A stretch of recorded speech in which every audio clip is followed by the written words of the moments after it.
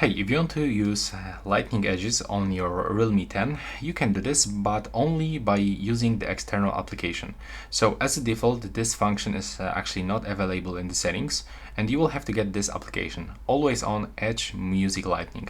So you will have to download this application on your Realme 10, and after this, you will have to go for the edge lights, and here you can enable it for the Always On Display notification. So click on it. And now you will have to select Movies Edge from this list and select Notification Access. There we go. So you will get it on the short messages, notifications from the applications, and other things like phone calls and more.